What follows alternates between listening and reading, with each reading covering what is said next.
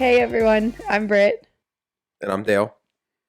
And full disclosure, I have been an absolute deadbeat this week. You've been busy. Yeah, I don't know what it is. This week at work just hit me like a ton of bricks, and I've come home and not really felt like doing much of anything. So Dale's back probably hurts from carrying me this week. It's okay. So I don't have my computer. If you're watching this, you'll notice I don't have my computer. Dale is gonna do pretty much this entire episode, and you're gonna get more just reaction This and is a monologue. colorful commentary from me.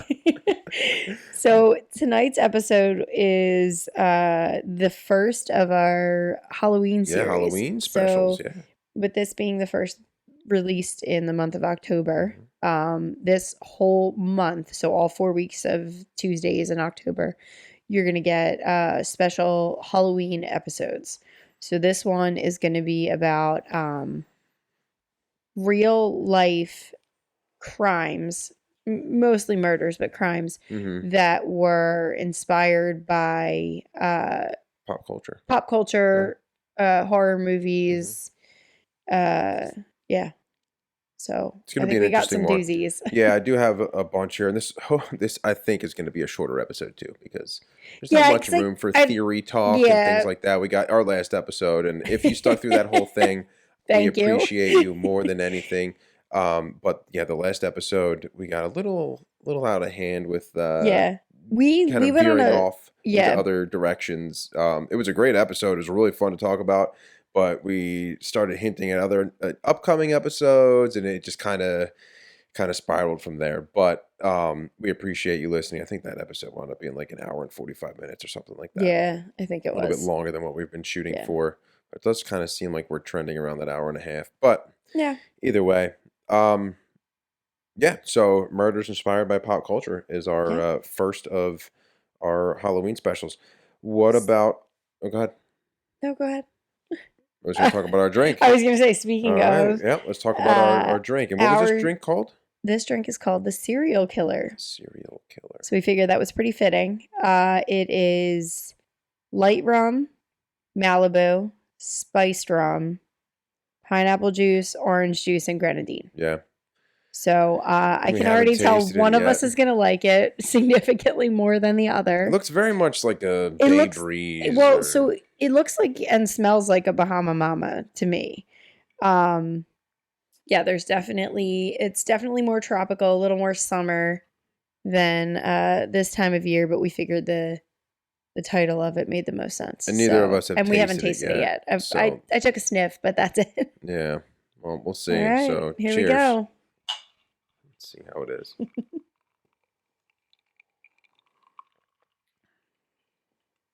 It's okay. It's very fruity. It is. It definitely has that rum way punch too feel. Summery for me. It's also way too summery for this time of year. But, you know. Maybe we'll keep it on the list of things for Halloween. But yeah, I do like it though. It's okay.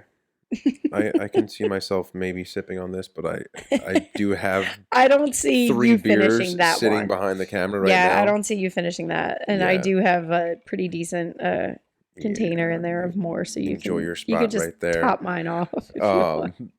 It's okay. Maybe I'll drink it. We'll see. I'm feeling like now. So now we have our deal with snacks. I mean, we always have to have snacks. We're grazers, grazers, big appetizers. When Applebee's came out with their half price appetizers, it was like game over. And anywhere we go that has a sampler platter, hit me with two of them. Hit me with two. I could just not eat anything else. Give me an appetizer and dessert, and I'm a happy lady. Yep. But we do have, what do we have tonight? We got apples, we got pickles. Well, we have cheese and crackers, and then crackers. The pickles and apples kind of go with that. Probably for a serial killer episode, maybe we should have had like Rice Krispie treats or like some kind of cereal based snack. No, not feeling it. No, a stupid idea. No, I'll eat them if they're the only thing available. I just don't really like Rice Krispie treats. I destroyed that pack of the ones my mom brought. Rice Krispie treats. Yeah. I don't know what it is. Snap, crackle, and pop. Just talk to me. They're fine. They're there. They're sweet. They're okay.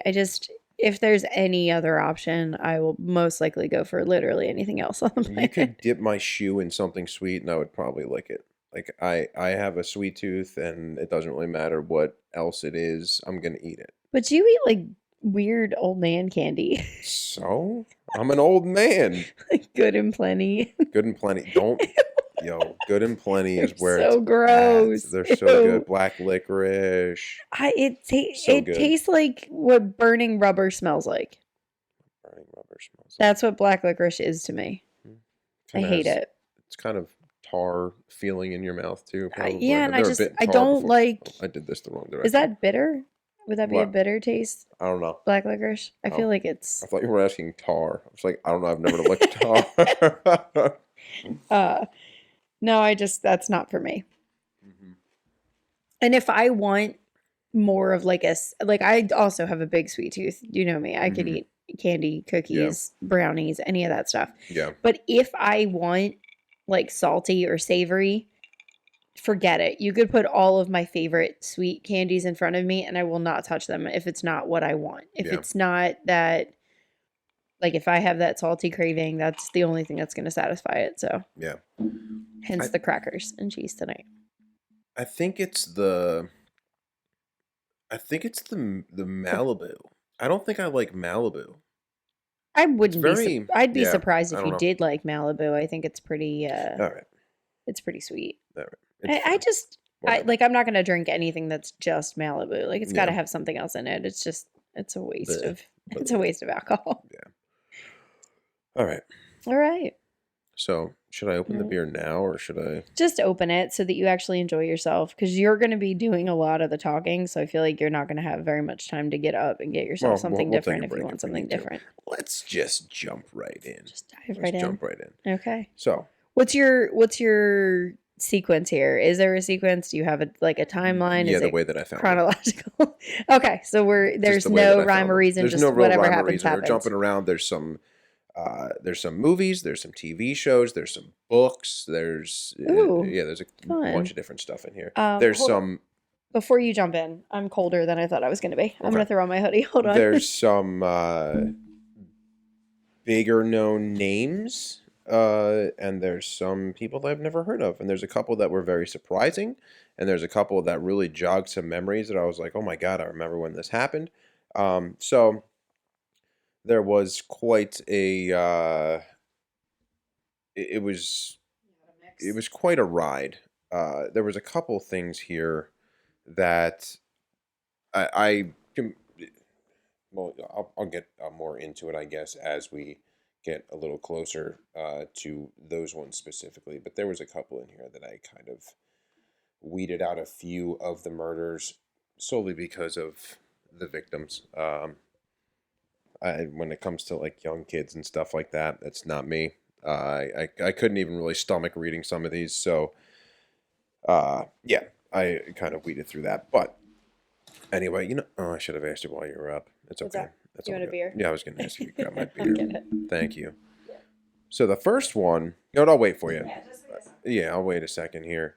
The other thing is the whatever one you want to grab in there is fine. And there's a glass over on the counter too, because I'm bougie like that.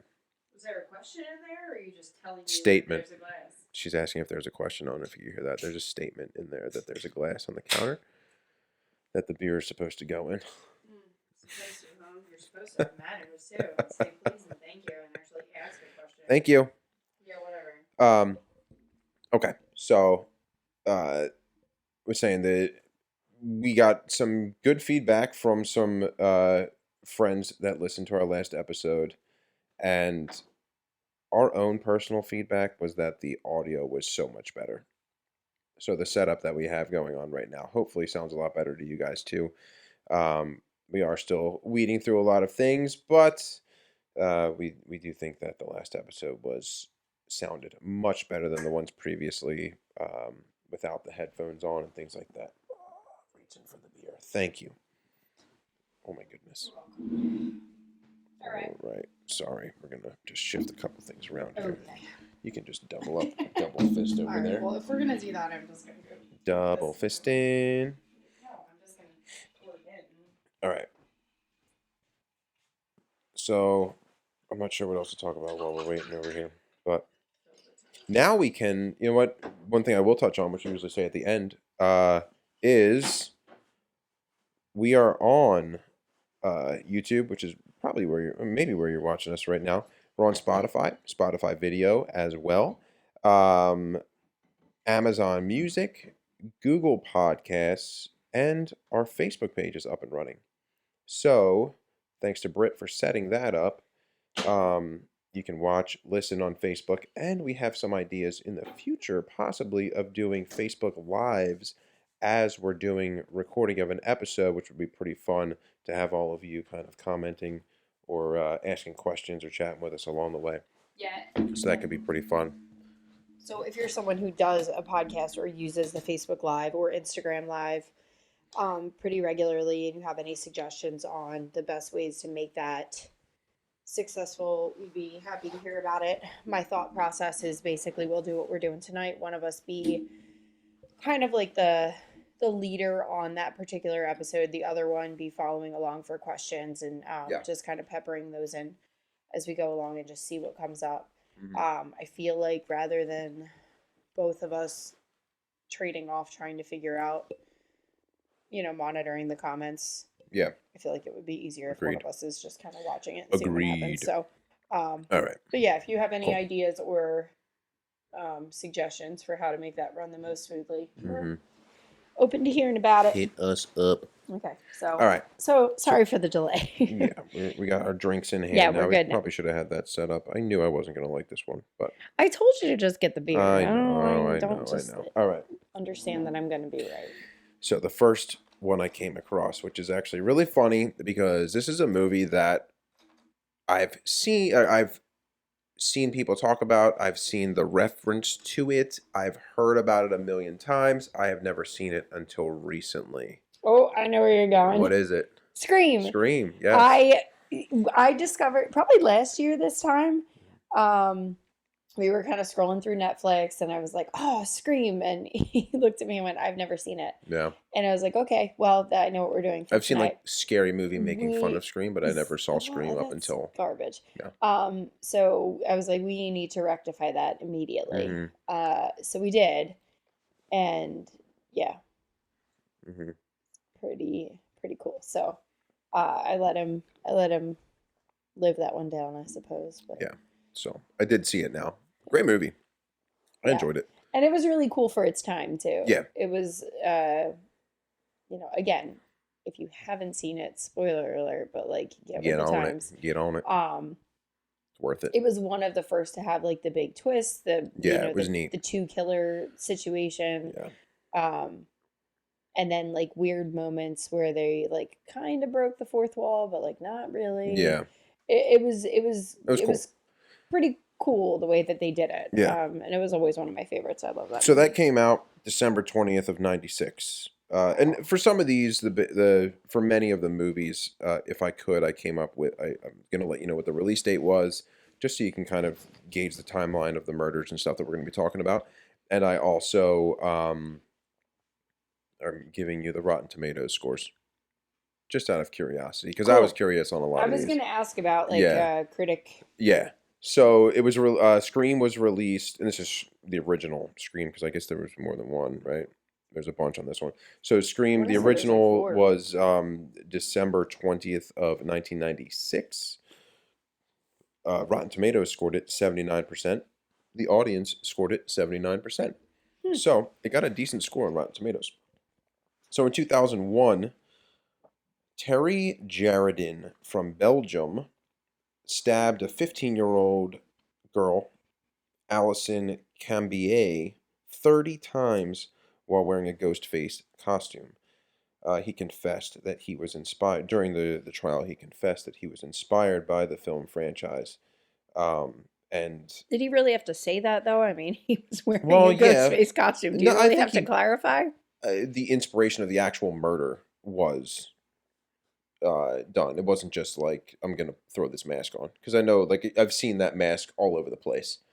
And yeah, but I mean, in the movie, the only thing that Ghostface really used to kill people was a knife. Right. Well, for the most part, anyway. And then there was the garage door scene. Right. But so that was 2001. 2006, a Brian Draper and Tori Adamczyk, I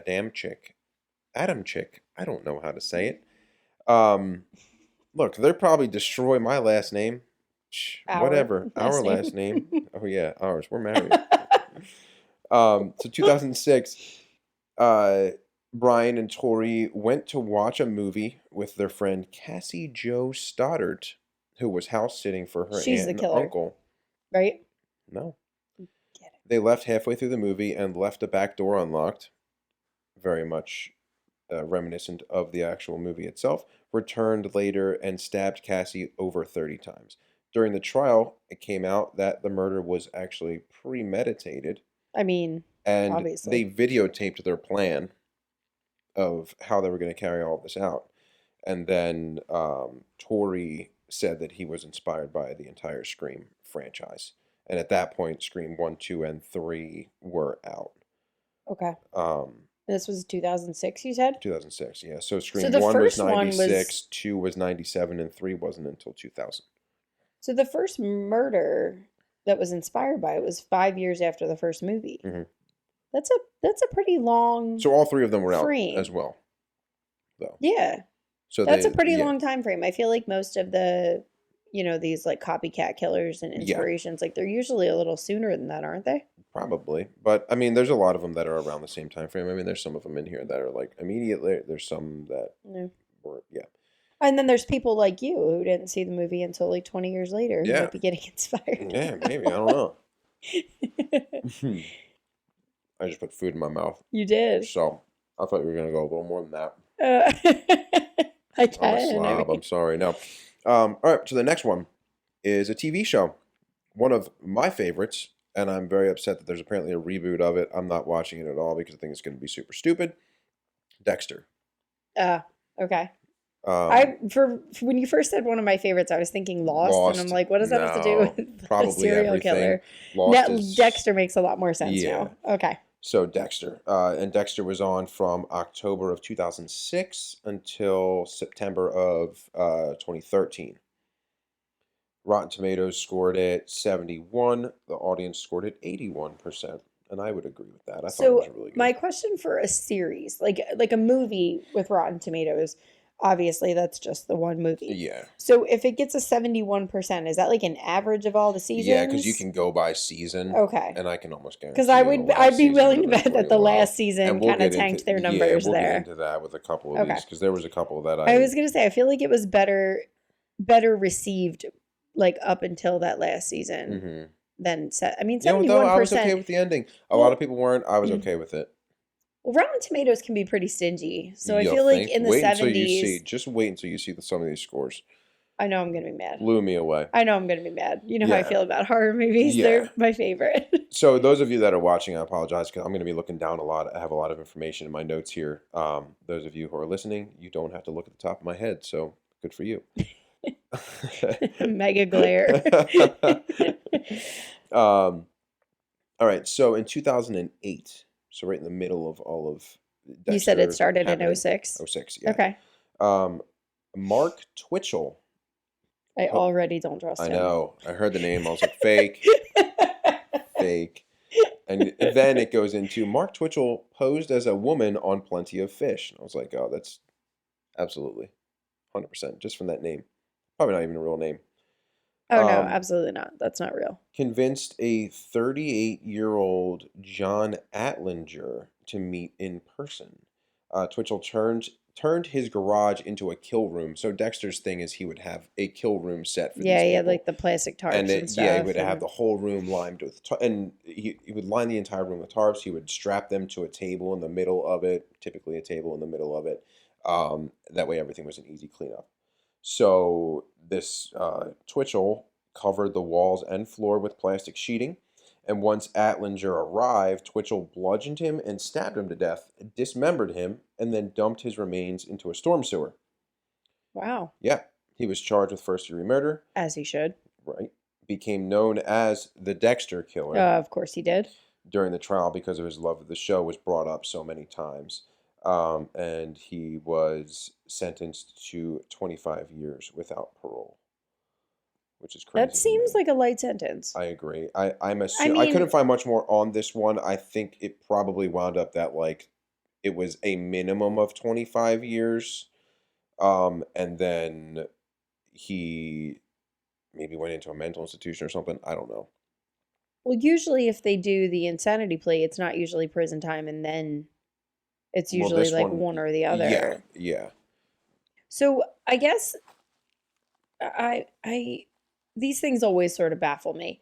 You know, if you go back as far as like the Columbine killings, there was Hmm. talk about Marilyn Manson, and there was talk about, that Doom video game, and just like, at what point do we make, like, you can't really blame something that people go into it knowing that it's fake. Like, that a movie is fake. Yeah, but that's where the And issue comes in of mental illness that people well, yeah, I just think agree. this I stuff. do.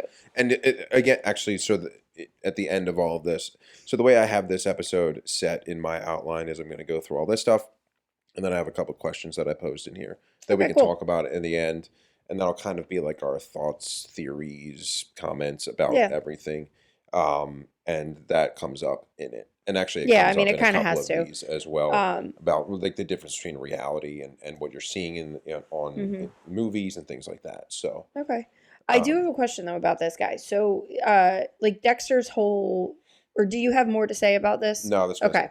So, Dexter's whole thing is that he was a bit of a vigilante. Like, Hmm. everybody that he killed Hmm. was almost like a mercenary. Yeah, So, this person that he lured from Plenty of Fish, was did this nothing wrong. he didn't This was know just a kill. him? There was, Yeah, and okay. that actually I was wasn't sure if he like knew him and then no. used that as a way, Yeah, or that was one of the things brought up uh, in the trial and with him was like Dexter killed bad people, right. What was your and reasoning? right. You just wanted to kill the He way just that wanted he to kill. killed, not Exactly, that's okay. what it was. He was fascinated by the Not, way that he killed and you thought he know, could get away with it okay. based on that. Not that I'm trying to justify it in any Yeah. capacity, but I guess, it was almost Dexter's idea, like, you sympathize with him to more of an extent Hmm. because of the reasoning behind his kills, and Yeah. he it's almost glorified. And you almost agree with it because all he's ridding the world of these god awful, disgusting, like, cancerous Right. beings. So, I not that it would make it better because I don't believe in people playing judge and jury, but I just was curious if that Yeah. was anything. But I'm glad to hear that that came up. So that was definitely a question. Yes. Okay. Am I like super loud on the mic? I No, don't I'm know. okay. I think you're fine. Okay. I feel like my headphones were lower this time, so I upped them a little bit, but I feel Did like I you can just hear hear you. it get louder now? So I just changed it a little bit on here. I didn't hear too much of a difference on my end, Okay. no. All right. So hopefully the audio is okay on this. I'm sure it is.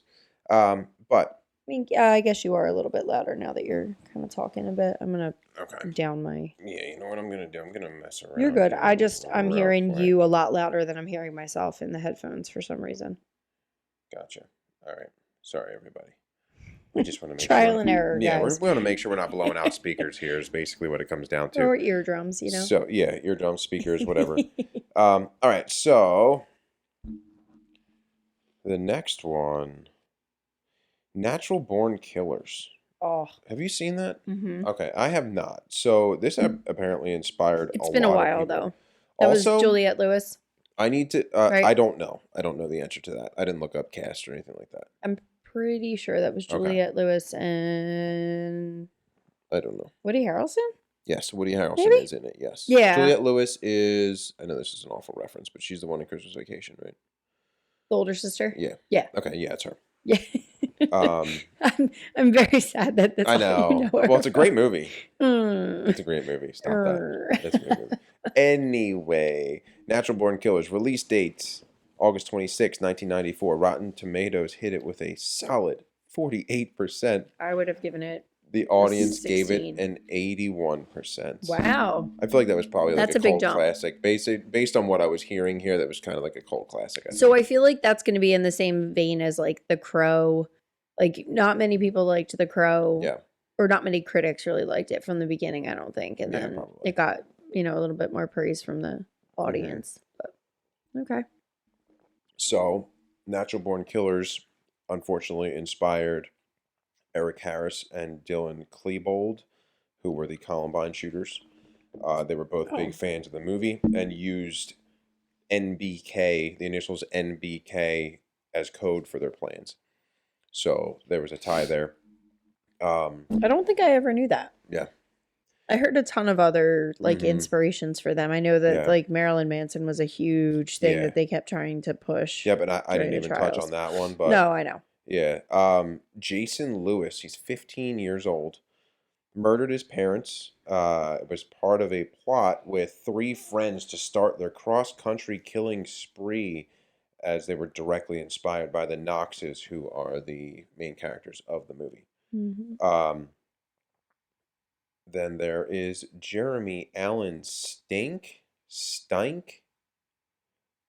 and I hope it's Stink. That's funny. It's Stink too. Let's call him Stink. Jeremy Allen Stink and Jasmine Richardson.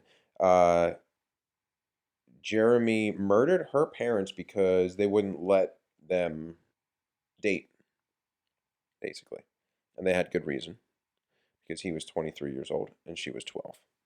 Oh my God. Yeah. You're twice her age. I would definitely say no as well. Although I would have killed him, but like there's no way it would have even gotten to the point where he was trying to kill me. I would have killed him first. Yeah. But 12 years old. I know, crazy. 23? Yeah. At 23, God, I was in grad school. Almost graduating grad school at that point. Like 12, I was babysitting 12-year-olds, for God's sake. Yeah. Like, that is just... Yeah, it's weird. Those are dog years difference, too. Like, that is huge. So apparently his friends reported him talking about, quote, going all natural born killers on her family. So it was absolutely premeditated. Ew. An interesting fact about the movie is that the main characters, Mickey and Mallory Knox, were inspired by real-life criminals, Charles Starkweather and Carol Ann Fugate, who were the Bonnie and Clyde of their time.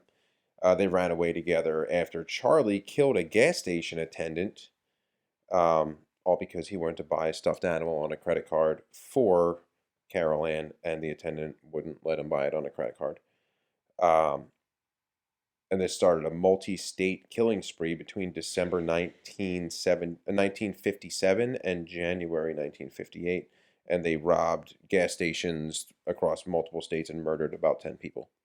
So when you say that the Knoxes were inspired by them, is that like where the writers of the movie got the story? Yes. Okay. I wasn't sure if the Knoxes were like a real life couple that I didn't realize. Okay. That was the... All right. Yeah. So that was the inspiration for the plot of the movie. Got it. Natural Okay. Born Killers was based That's on a weird little full circle moment. Twist. Yeah, exactly. There's a couple of those in here. Oh, all right. The next one is The Matrix. How? The Matrix. Oh, you just wait. Because this is. Was there killing in the Matrix? There's a lot of killing in the Matrix. I never saw it. Yeah, there's a lot of killing in the Matrix. So Matrix was the original one, because there were a bunch, obviously. The original one was March 31st, 1999. Rotten Tomatoes gave it 88%. The audience gave it 85%. It was, I mean, for what the movie is, it's a really good movie. I think that movie was actually before its time, with the whole tech and like simulation theory idea of like everything is controlled. So and there's going to be an episode that we get into simulation theory as well. But so the basic of simulation theory is that we're all living in a computer-generated simulation, and if that's true, nobody can really be held accountable for their own actions because it's programmed. It doesn't matter because you're not actually hurting anybody. So like, you're saying that like I'm not real, you're not real, like we're all just if I like killed pixels? you, I'm killing a digital you. You're killing. Okay, yeah, is gotcha. Basically what it is. Okay. So in 2002, and let me know if these names ring a bell. John Allen Muhammad and Lee Boyd Malvo. Does that ring a bell at all? Because the names did not for me, but once I read what they were called, the Beltway Snipers, it really hit home. Do you remember this? I do. So the Beltway Snipers killed 17 people. Oh my God. And attempted an 11 additional. And this all happened in the area of Washington, D.C. Washington, D.C., right? And this was the time that they were gunning down people, mostly at gas stations. I was going to say, they were doing it like out of the, was it like the trunk of the car? And it was like over the course of like 3 days, 4 days, something like that? It was a month. Was it about a month? Yeah. Oh, okay. I thought it was shorter than that. I thought it was like a long weekend situation. But no, it was about a month. But they were gunning down people at gas stations by using essentially a traveling sniper's nest, which was one of them set up in the trunk of a car, would pull up, shoot. And this was, if you remember, the thing that flagged me, as soon as I heard gas station, what flashed in my mind was I remember seeing video clips on the news of gas stations hanging big blue tarps from their canopy so that when people pulled in for gas, you couldn't see them from the outside. I do remember that. Yeah. And you said this was when? 2002? 2002, yeah. That's a vivid memory for me. And we were young then. Like we would have been, what, 13? Yeah. I guess. 13. So like I just, to me, that's more vivid than 20 years ago. Like I thought that was more recent than that. No. Wow. Yeah, it was okay. Yeah. 02. So who were what was their situation? What were they in? Oh, this was the Matrix. This is the Matrix, yes. So how does that tie in? So John Allen Muhammad enlisted in the Army National Guard at 17 years old. He volunteered for active duty in 1985. He earned the Expert Rifleman's Badge, which is the highest possible marksmanship medal for a basic soldier in the U.S. Army. So he was highly trained. Yes, highly trained. The Malvo, who was kind of a self-proclaimed stepson of Muhammad, and there's a very weird rap. Basically, he smuggled Malvo and his mother into the United States, and then the mother got arrested, so he kind of was the caretaker of Malvo and kind of brought him up and raised him. And Malvo claimed that the Matrix was the key to understanding him and his motives. So their defense team originally planned on citing the movie as part of an insanity defense, but they focused more on video games instead of like first-person shooter games and things like that. Muhammad was sentenced to death, and Malvo got 6 life sentences without the possibility of parole. So, I mean, maybe you don't know the answer to this, but this has been something that's kind of always been a question for me. But how is it that 2 people who commit the same crime in the same time frame and like how does one get sentenced to death? Because they're not committing the same crime, typically. And you'll see that in some of these other ones as well. Like this one, John Allen Muhammad brought Malvo into the situation. Okay, so he was like the ringleader. Yeah. Okay. All right. And Malvo was essentially following orders of Muhammad. So basically the thought process is that if Muhammad wasn't there. Right. It's the same as wouldn't have been. Right. It's the same as like if 2 people are in a room, if me and you were in a room and I kill somebody and you had nothing to do with actually killing them, but you didn't tell the police, you would get sentenced, but like I would like obstruction of justice kind of. Okay. Right. You would get a much lesser sentence than I would because you're not the one that did the crime. Gotcha. Okay. So that's the way that goes. So Malvo didn't actually do Malvo was driving. He was just the getaway car. Got it. Okay. Well, I don't. He may have shot a couple. Okay. But I don't know. My assumption, and I didn't dig too much into the detail of that, but my assumption, they attempted 11 additional from what they killed, and given that Muhammad was such a decorated an expert shooter, marksman, okay. I would think that Malvo's the one that probably didn't have that much experience, and maybe that's where those 11 attempted came from. I don't know that for certain though. No, I don't remember the story of how they were captured. What do you remember what happened there or Well, I think so they just thinking back on it, I'm just watching our time here, but thinking back on it, um I think they originally thought that they were in the back of a van, a white van, because there were vans seen at many of the crime the scenes. scenes? Okay. But I think they were leaving like tarot cards and like kind of teasing the police as well. And Interesting. yeah, they wound up tracing something with that Okay. and figured it out. And then there was, I think, what set everything off was they were something as stupid, and this is how a lot of criminals get caught, like something that's just dumb. Mhm. They were shooting target practice in their own yard, but a neighbor complained or something like that, Oh, and it so it was like was a like noise not complaint and actually allowed to be shooting given his acreage. So police investigated that and then got a cartridge and a round and then matched it to the oh, they rifle, matched and it yeah, to what so was it found. just kind of Okay. connected the dots. Cool. Yeah, yeah. Um, yeah, so that one hit home for me because that was the first one on here that I was like, oh my God, I remember Yeah. exactly when that happened. That was wild. Yeah. Yeah, okay. And then staying on the Matrix, in 2003, a Joshua Cookie, 19 years old, murdered his adoptive parents with a shotgun while dressed like Neo from the movie. The planned defense involved a psychologist's testimony that Cook truly believed he lived in a virtual reality, but they ended up abandoning the quote Matrix defense and pled guilty instead. And he was obviously found guilty. So what would be the Matrix defense? Like what would be the benefit of using that? Like That it would be a mental illness thing. He believes he's okay, in a all virtual right. So reality. that's Yeah, okay. All right. yeah. So this I was like, one, if you're inspired by it, that doesn't really give you an excuse. But I right? guess if you're saying that you believe that that's Mm-hmm. the current world that you live in, then that augmented reality would Right, be right, a mental illness thing. right. Okay. Next movie, again, one that I've actually never seen. You may or may not know this. Child's Play. Oh my Never God. seen I did any of not them. know that you've never seen it.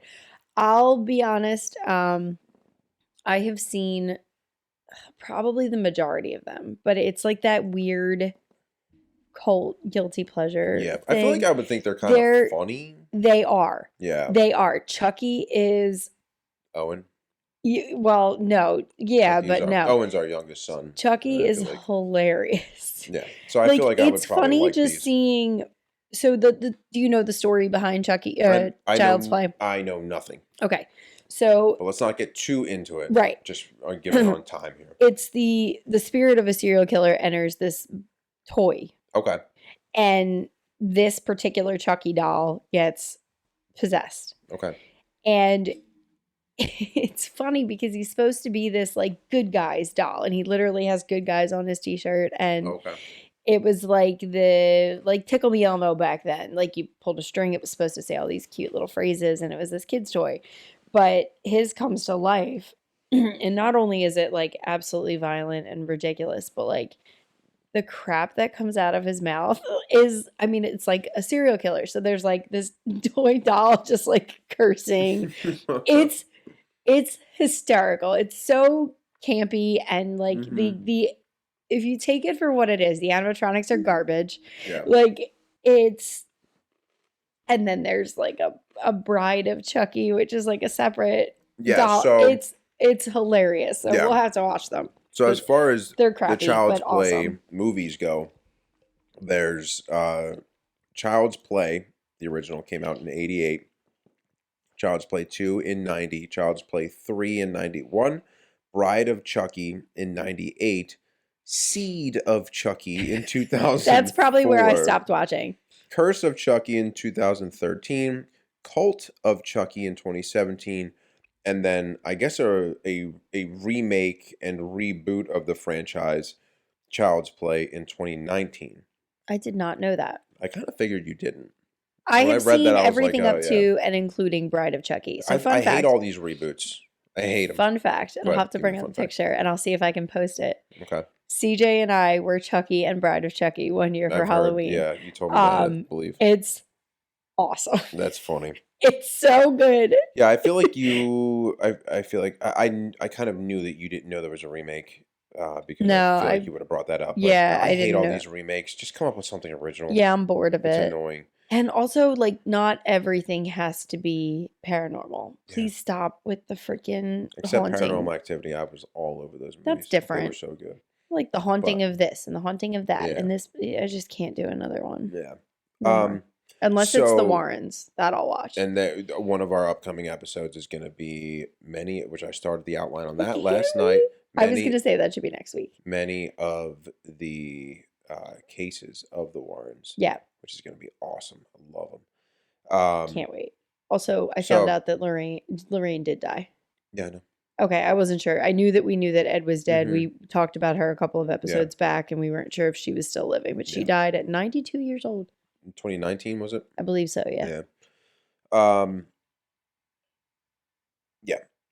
So I'm just thinking of a question about that one, but we'll bring that up in the Warren episode. Okay. Because I'm curious as to like who took over their museum of oddities. I want to know who's watching Annabelle. Yeah, that's so. Anyway, Child's Play 88, which was the original.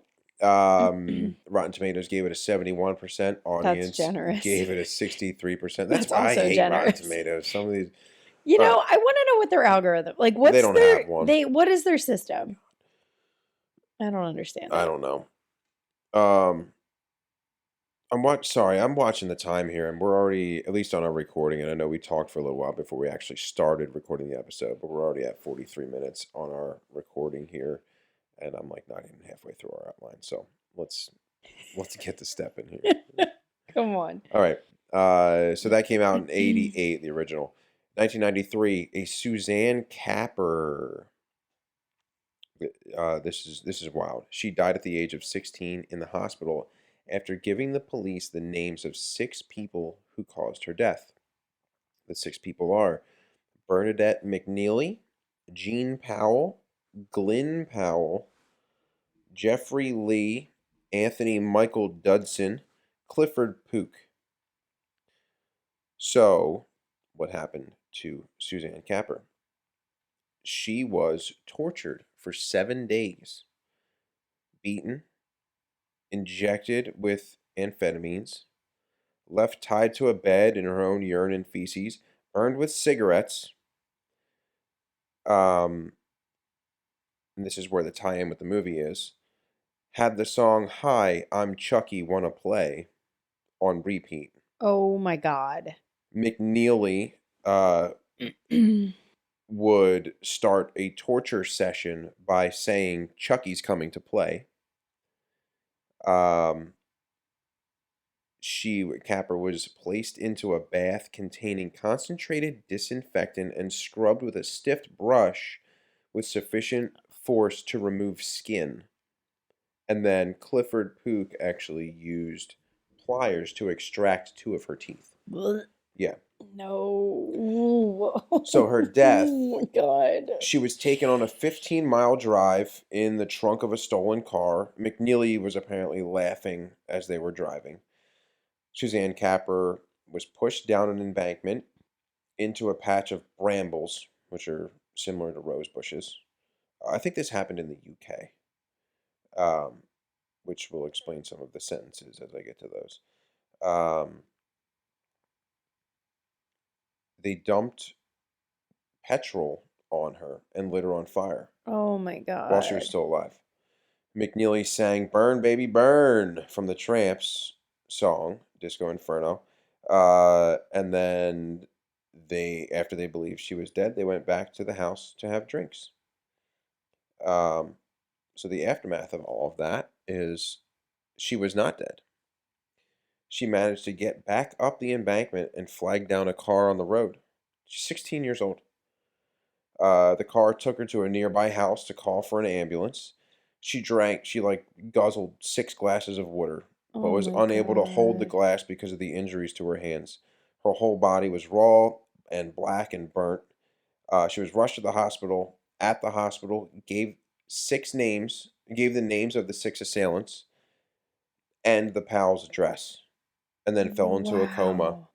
Wow. She was actually in such bad shape that her own mother and stepfather couldn't identify her. They ID'd her from a partial fingerprint.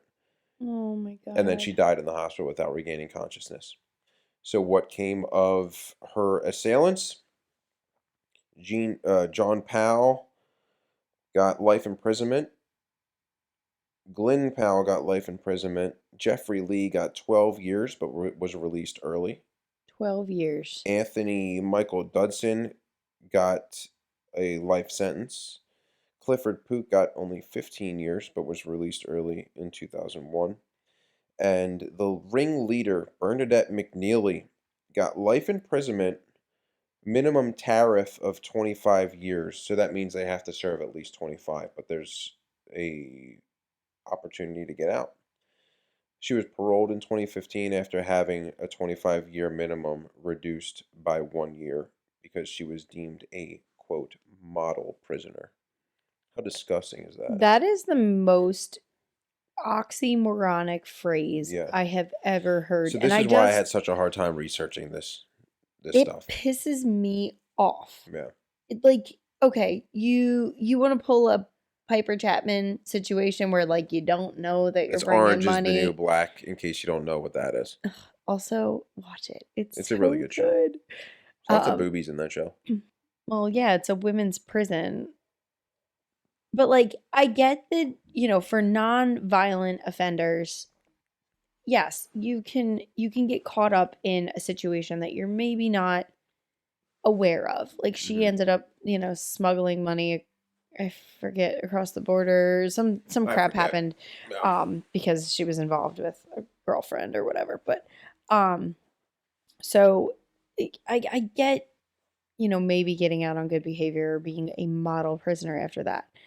But you can't go from singing like Chucky's coming to play and being as disgusting and animalistic as this person was to a 16-year-old girl. And then like I'm sorry, you don't reform from that. You don't come back from that. There is no way that is not still fully ingrained in you. And how old was this Bernadette McNeely when all of this happened? Like what was the 16. They were so No, that was the girl. They were in like the same class. Oh, and I think my God. I didn't put the details in here. I wouldn't even know But I'm about any pretty of this stuff at sure 16. reading this, all of this happened because of Tell me things. it was a boy. I'll be so mad. No. Okay. Worse. The first was some sort of like cashmere sweater that apparently they thought she stole. Second may have been a boy, I believe. And the third was pubic lice. Apparently she had pubic lice and gave it to somebody. I don't know. You can look it up. But that is why they decided it was okay to torture this girl for 7 days and light her on fire. Absolutely disgusting. It's very rare that I'm speechless. Yeah, it's gross. That is a whole new level of disgusting. Yeah, I know. It's terrible. I don't even know. Like at 16 years old, I don't even think I knew what petrol was to know to douse somebody's body in it and light them on fire. Like, well, I mean, I don't think that I knew that Vaseline was flammable to that. Like, I don't. Petrol's not Vaseline. I mean, that's petroleum jelly, right? But petrol. That's why I know this is from the UK in some way because gas is petrol in the UK. They don't call it gasoline; they call it. I was petrol. thinking, okay, all right, that was stupid. Then I didn't know that. Yeah, they call it petrol over there. But like, weirdos. At 16 years old, I definitely was not thinking about dousing somebody in gasoline. I don't care. No.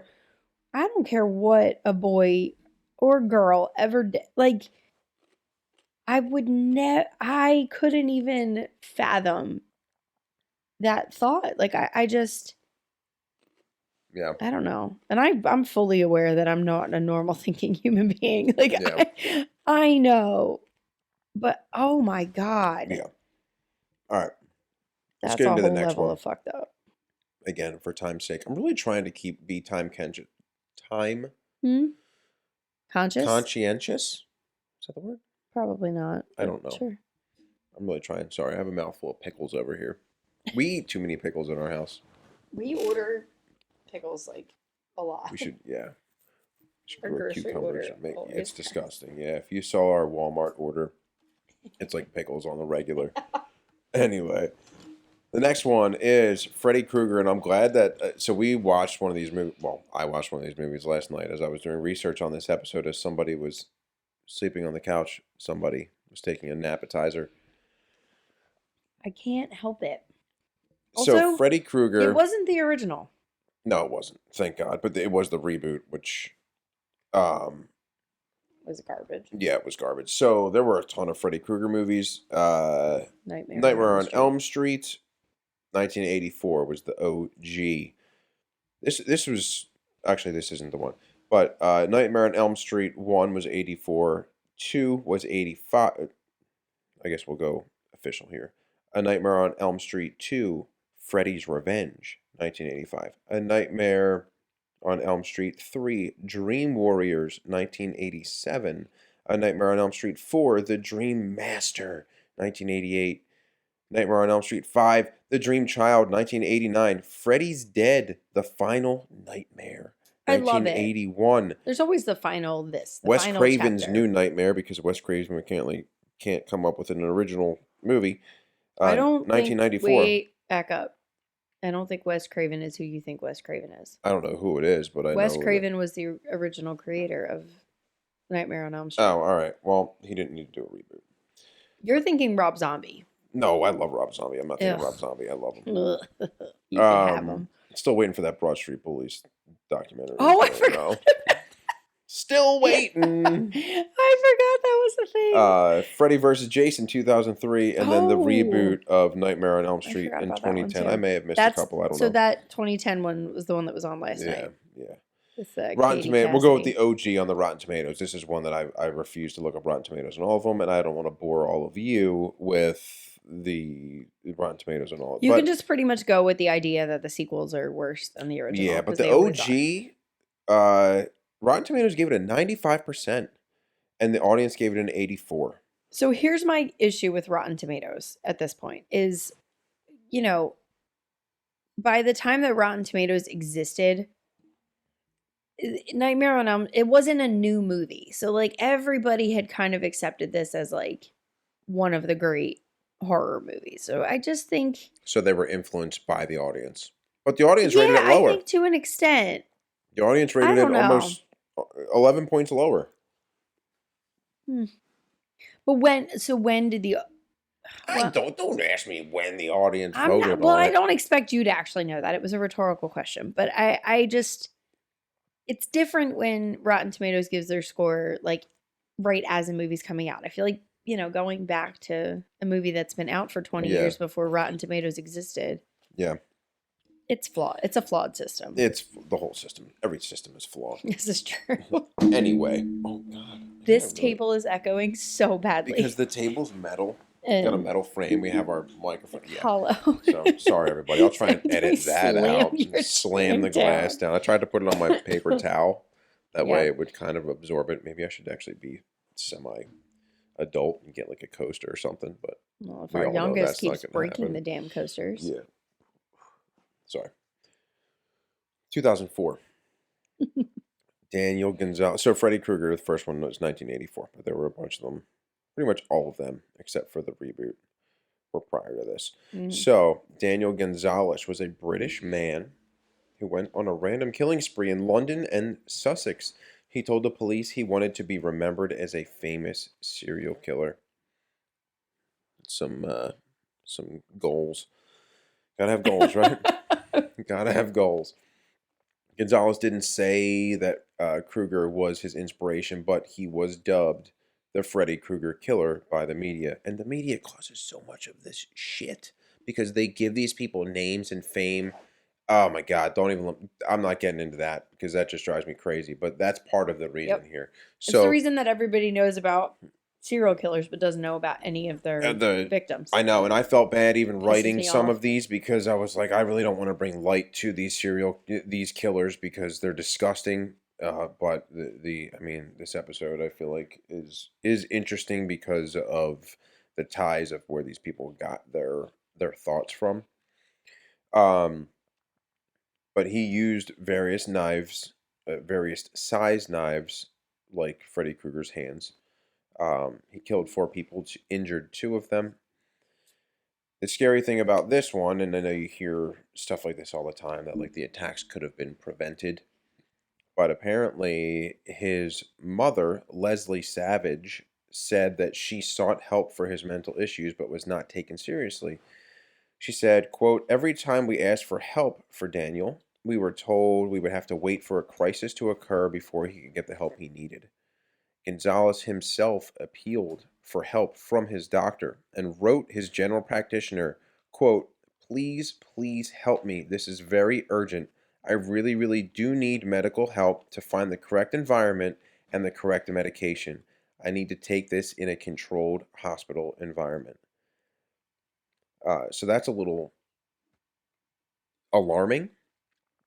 The defense during the trial claimed he was schizophrenic and committed the murders that the, quote, "voices in his head" told him to commit. He was sentenced to multiple life sentences, and then he committed suicide in the hospital using a makeshift blade in 2007. Previously, he had tried to commit suicide by ferociously biting himself. He tried to slice his wrists by biting his wrists. So this guy obviously had some sort of mental issue going on, and there was no help out there for him, which is unfortunate. No, that's bullshit. But there's help out there for him. Yeah, but they didn't give it to him. He was a victim of a system that horribly fucking failed him. Not giving him any. I mean, what he did was disgusting, but this is obvious. I think this is one of them that definitely could have been prevented.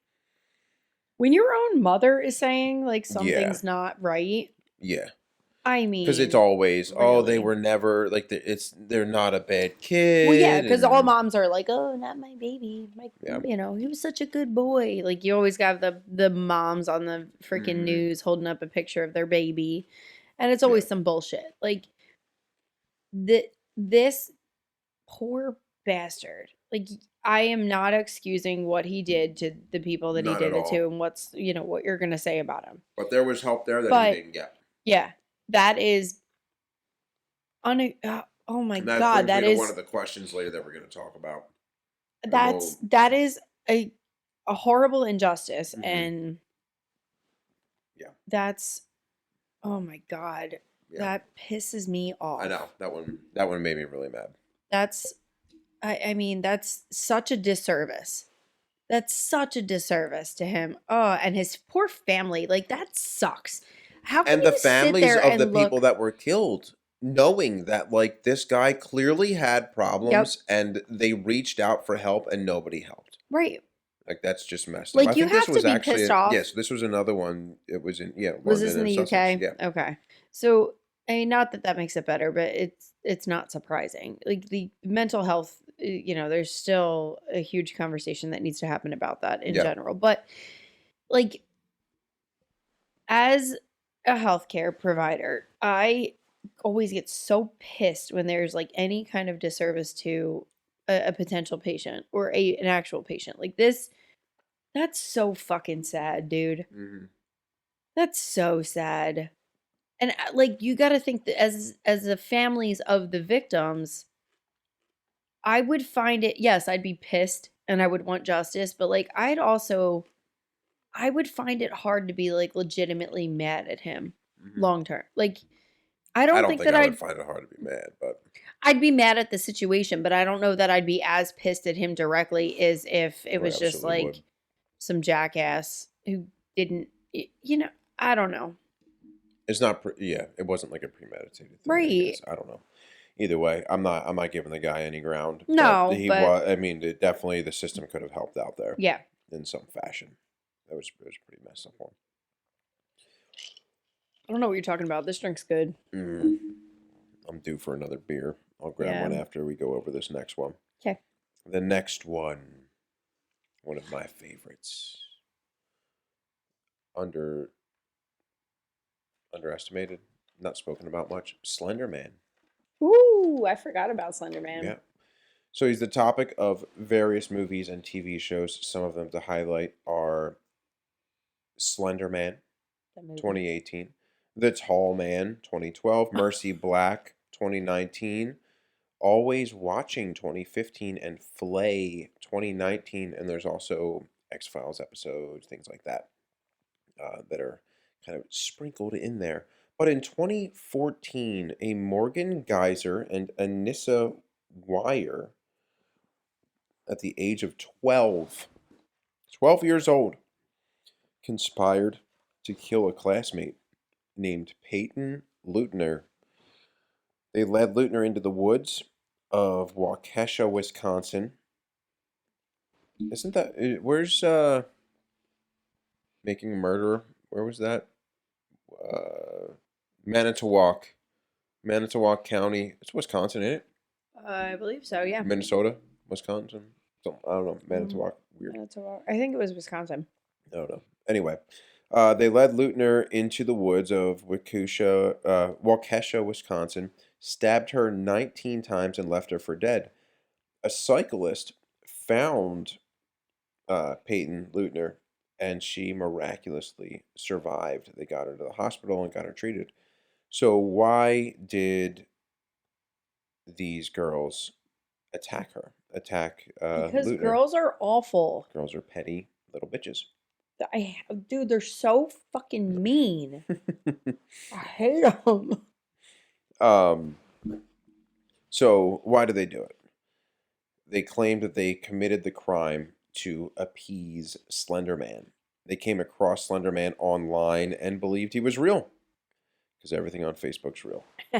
Now, this was not a Facebook thing. There was a thread, like a wiki of the creator, which I might even have in here in the notes.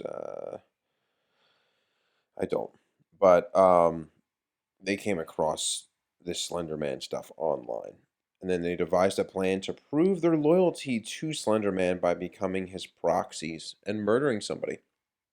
Great plan, guys. They settled on May 30th, which was Morgan Geyser's 12th birthday. So they were planning this when Morgan was 11. And Morgan is the victim? No. Morgan is one of the... This is Morgan's one of the killers. Peyton was the victim. Peyton was the victim. Got it. Okay. So they didn't actually try to kill her on the 30th. They did the next day. So Weier, one of the other assailants, admitted to the police that the bad part, quote, the bad part of me wanted her to die. The good part of me wanted her to live. What a stupid thing to say. They both were sentenced, charged as adults for first-degree murder. Mm-hmm. Good. And they were found not guilty by mental disease or defect. Weier was sentenced to 25 years to life in a mental hospital, and Geyser, who did the actual stabbing, was sentenced 40 years to life in prison. Pretty fucked up. So, how were they sentenced if they were found not guilty? They were sentenced to mental hospital. You just said prison. They were found not guilty of first-degree murder, but of other charges. Okay, got it. Okay. Of the mental disease. All right. Jesus Christ. Yeah, 11 years old they planned this. I mean... When I was 11, I was probably playing with Pokemon cards. You were definitely playing with Pokemon cards. I was probably... Really? I don't know. I mean, I guess at 11 years I'd probably kill somebody over a holographic Charizard. Not gonna lie. No, I'm just kidding. I feel like if, at 11, 12 years old, if somebody actually has those thoughts or those actions, like, yeah, you really have to go with the mental illness. I mean, what other excuse would you have at 11 and 12 years old to be thinking about that? The phone just died. No idea. Oh, God damn, that phone is plugged. Oh. It's not plugged in. You have it. Oh, my God. All right, so the next one we're going to talk about is plugged in. Yeah, the charge port is plugged in. But the bottom end is not. Yeah. So Give me 1 second. The next one we're going to talk about. Nowhere over there. The next one we're going to talk about is Saw. Yes. So why don't you briefly, fucking love Saw, while I'm plugging this in, just kind of maybe tell us your thoughts on Saw? In general. Will you also get me a drink while you're up and out? I got to get my own, but yeah, sure. God forbid. So I absolutely love the first Saw movie. I thought it was incredible. I remember seeing it in the theaters when it came out with my best friend at the time. We went out. It was right before Halloween. It was right this time of year. I want to say it was like the second weekend in October. And we were pumped. Like, we could not freaking wait to see this movie. We saw the previews. We were so excited. And I remember so freaking vividly the moment that they like do the big reveal at the end. And it was like audible gasps throughout the theater. And then there was like that tension where just like everyone was processing what happened. And then like he gets up and he walks out, like pulls the bloody mask off and then like slams the door. And you know, the music comes back on and it's the Jigsaw music, and you're just still sitting there like in this crazy weird shock. And it was the first time that I can remember having that feeling in a movie. Like, I've heard people talk about seeing Star Wars in theaters and like, you know, the Darth Vader reveal of being Luke's father, and shut up. What? But like those, you know, people talk about that moment, and I never had that until the Saw movie. And I was like, holy shit, now I get it. And I freaking loved it. So I've definitely seen at least the first 3.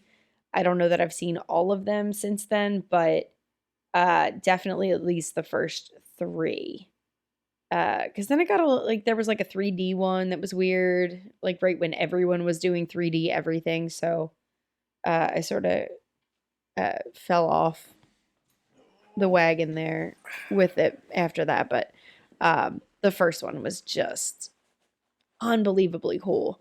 But you still have that whole Dexter feeling, right? Because he's like, you know, he's got the vigilante mindset of like, okay, these people have done something wrong, or they have something to repent for. So he's trying, right, and he always gives them the tools to succeed, I guess. And you know, what they do with them is up to them, I suppose. But all right, you know. So we're back. Yeah. So what do you got? Back with the details on it. All right. So real quick on the release dates, and I thought this was cool about them because I actually forgot about it. Saw came out like every year for many years. Yeah. So it was always in October, wasn't it? Always around Halloween. Yeah. So it was always like the 28th, 29th. It was right around Halloween. So Saw 104, Saw 205, Saw 306, Saw 407, Saw 508, Saw 609, Saw 3D 2010. So when you just talked about Jigsaw 2017, Spiral 2021. And then I just found out there's supposed to be a Saw 10 coming out next year. Wow. Which is going to be pretty cool. But Rotten Tomatoes, I didn't even go through all the scores from Rotten Tomatoes shit all over every movie. The original only got 50%. Which I thought was crazy because this was like it was an interesting movie, I thought. Because it was totally new for its time of like what happens in there. I don't know. It was just a totally different. It was kind of like when Paranormal Activity came out. Yeah. It was just totally different. So 2013, Matthew Tinling sentenced to 30 years for the torture and murder of Richard Hamilton, who was a 45-year-old former soldier who lived at a homeless shelter with Tinling. Tinling stabbed Hamilton 17 times and tried to sever his spinal cord. He approximated a scene from Saw 6. Police found a copy of the DVD in Tinling's room. Why did he do it? He wanted to steal Hamilton's pin in order to buy drugs with his $300 biweekly disability payment. All of that for $300 biweekly payment. His pin, like his debit card pin? His pin for his disability. Yeah. What? Access. How? Like a disability card, I guess it is. I don't think you need to sever somebody's spinal cord to get their freaking pin. Thought he needed to. Holy shit. Experts say it's not surprising that Tinling was a possible drug addict. Quote, in a lot of cases where killers imitate films, there are elements of mental health and drug problems. Yeah, I think. I mean, the drug thing is neither here nor there. The mental health is pretty dead on. Yeah. All right, so we're going to get into a couple big ones here, which I think are pretty cool. Catcher in the Rye. 1951 novel by J.D. Salinger.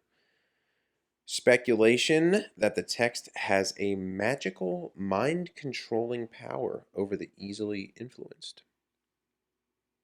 So, the big name is Mark David Chapman. Does that ring a bell? Mark David Chapman is the one who killed Lennon, right? Yes, it is. So he murdered John Lennon in New York City on December 8th, 1980. He obsessively identified with the novel and believed his murder of John Lennon was chapter 27 of the 26-chapter book. He quoted the book during his trial. Yep. He quoted the book during his trial. What an egocentric lunatic to be like, oh, this whole book was written about me, and this is my epilogue, prologue. What's the end of the epilogue's the beginning, right? You're actually the wrong person. I don't read. You're the reader. That's true. I look at the pictures. This is true. That's why I listen to podcasts. Next one, The Birth of a Nation by D.W. Griffith. Are you familiar? Yes, but no. Not enough to know anything about it. I know the name. I don't. So it came out in 1915. This is a book? Movie. Okay. But it was based on a 1905 novel That's called what I thought. The Klansman, which is a historical romance of the Ku Klux Klan. I don't think I knew that. The Birth of a Nation is the single most racist and one-sided film of all time. It's set in the South during and after the Civil War, and it's said to have single-handedly brought about the return and revival of the KKK. Wow. Yeah. That's a hell of a claim to fame, if you want to call it. Yeah. William Joseph Simmons, the organizer who founded the Second Ku Klux Klan, on Thanksgiving in 1915, he burned a cross on top of Stone Mountain in Georgia. And the burnt cross, which is regularly known, at least nowadays, as a KKK sign, it wasn't previously a sign of the KKK, but it was an instrument of fear that was introduced in the 1915 film and was actually adopted by the KKK. So that wasn't even like part of the original KKK's like MO? Get out. I never knew that. Yep. And then holy shit. Yeah, so the Klan as we know it in America today wouldn't exist if it weren't for the Birth of a Nation. This movie inspiring it. Holy shit. Wild, right? That's one of the big ones we got here.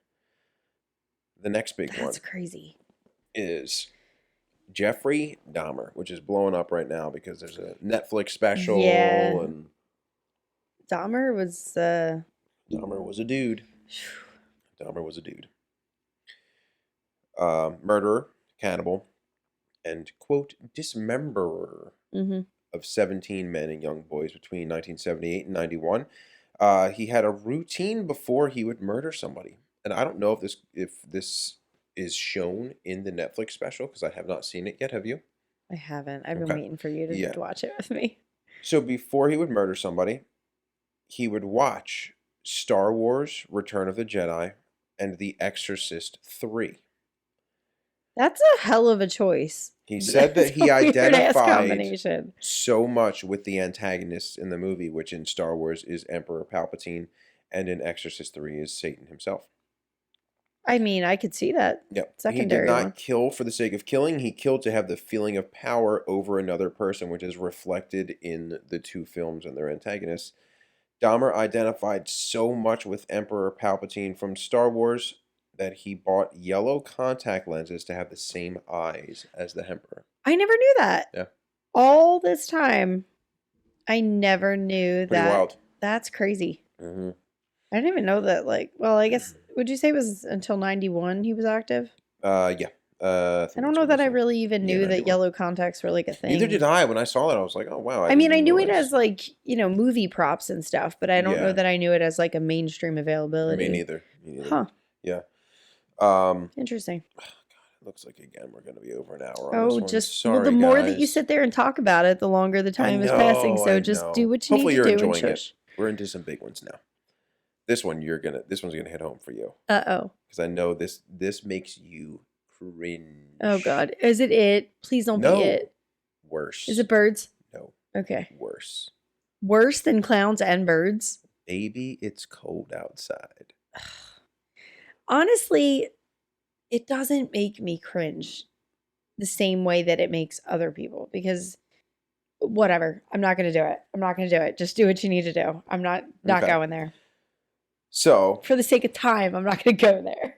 So this dated from 1948 in the film The Daughter of Neptune.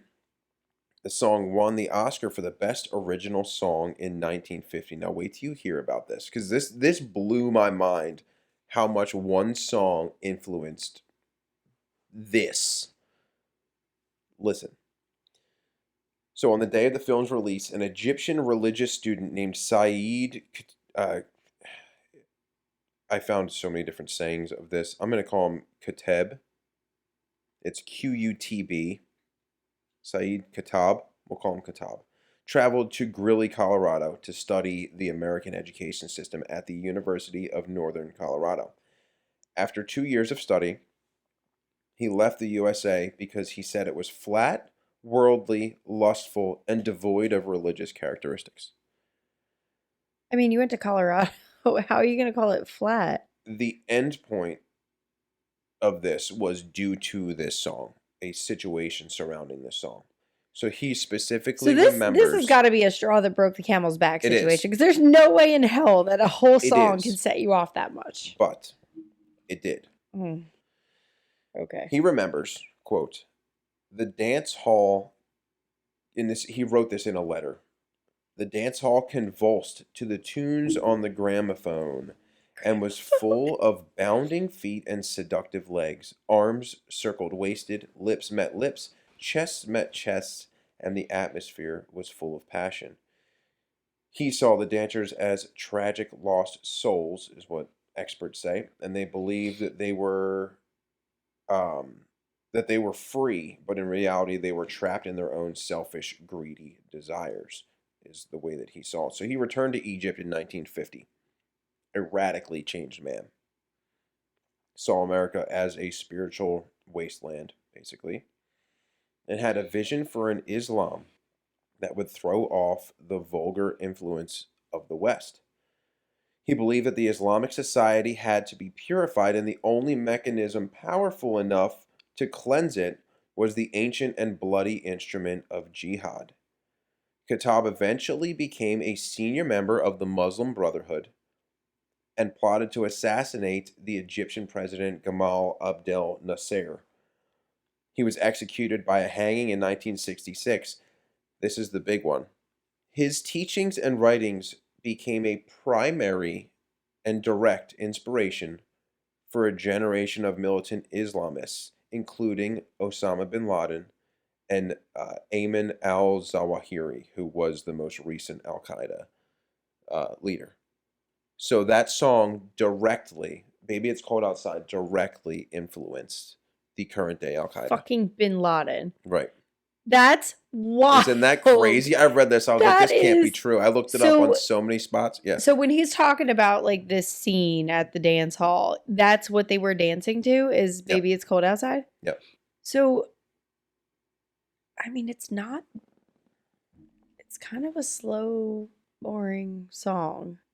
That like the way he describes the scene, sure, the kissing, like the arms encircled around the waist. He was disgusted by the song. So the way that he's talking about, like the way that people, he said like bodies were like jumping up and down or something. What? Go back to it again because I feel like I need to hear his description again because I don't think it matches. The dance hall convulsed to the tunes on the gramophone. Yeah, convulsed. Yeah. That to me seems more like mosh pit. Well, yeah, maybe, but I mean, it was a night of a party, so maybe just in general that's how it was. But the big problem for him was when this song came on, and that really hit home for him, and he like immediately left the U.S. and went back and said like, "F this, stuff needs to change." Wow. Yeah. Crazy. I feel like all the people who hate that song just got like all new ammo. Yeah. I don't hate as if it. the song I just it's creepy. It's a creepy song, but no, it's it was a big part of the Me Too stuff going on. Okay, so the hey, what's in this drink was like women specifically would say that when they wanted something to blame for the fact that they were attracted to a man. And it was very much frowned upon to spend the night away from your house with a man that was not your husband.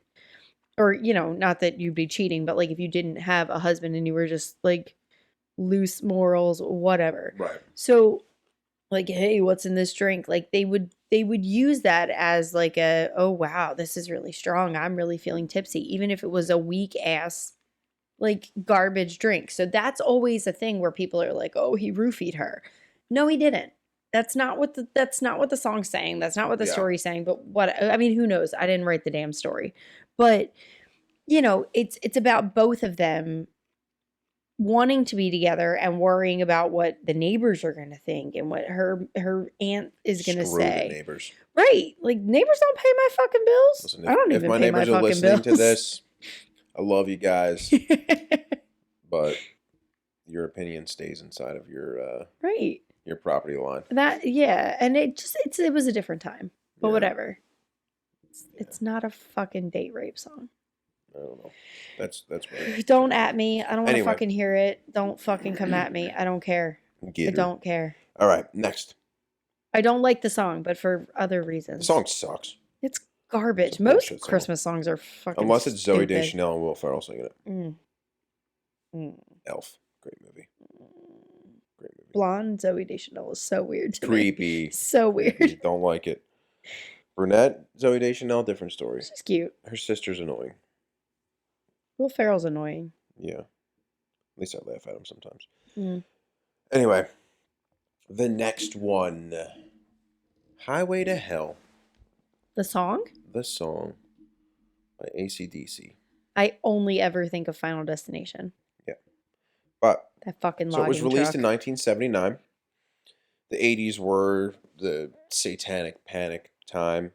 Metallica. Yeah, with many bands using demonic or satanic symbols and lyrics and meanings and all that. So, and we watched a Netflix thing. At least I watched a Netflix documentary. I probably on this. Richard Ramirez.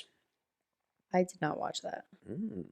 He terrorized Los Angeles. I know who he is. I didn't watch that though. From April 84 to August 85, he killed 15 and injured or brutalized dozens more. He was known as the Night Stalker and was a fan of bands that incorporated satanic innuendo in their music and imagery, most notably Highway to Hell. And the final song on the Highway to Hell album, Night Prowler, is kind of how he got his name through the media, and the lyrics that were important to him from that song were quote, "Was that a noise outside your window? Was that shadow on the blind? As you lie there naked like a body in a tomb, suspended animation as I slip into your room." And he would creep on people in LA. And I think he would creep like during the rolling power outages. And I think that's how a lot of this was going on. Hmm. Yeah.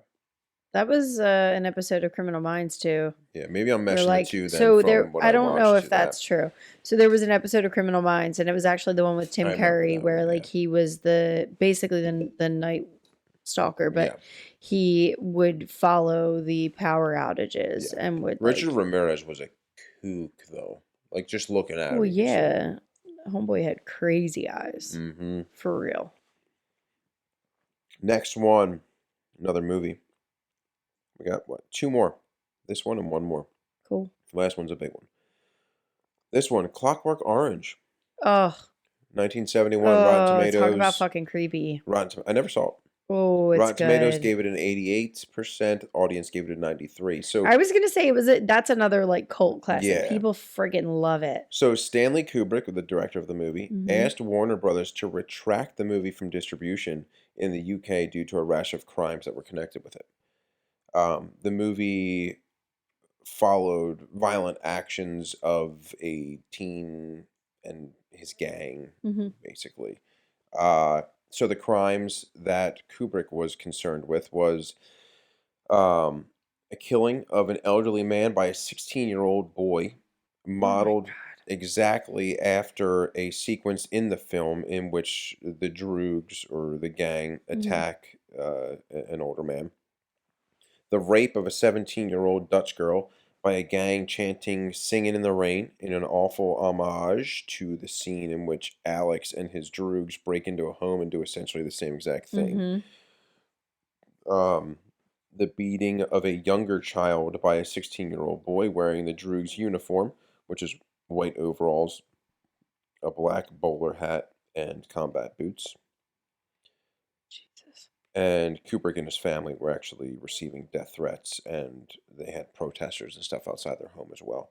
So the movie was banned for 27 years in the UK, but Oh my god. was made available again right after Kubrick died in 1999. So clearly they didn't really give a shit. They just They just didn't want him up their ass. didn't want him suing them.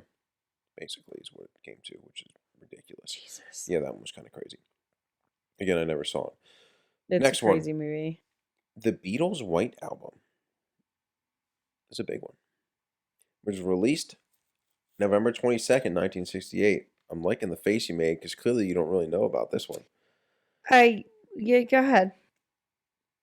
Charles Manson I did know this. Okay, go ahead. used the Beatles to gain followers. He Oh. claimed that their song Helter Skelter Mhm. prophesized the plan for his people. I thought maybe you were going somewhere I didn't No. already know about. But yeah, Helter He told Skelter was followers that they would ride out the apocalyptic race war, or the Helter Skelter is what they Mhm. called it, in Death Valley while it raged on in the cities. Then they would emerge victorious to control blacks who he believed were incapable of running the world.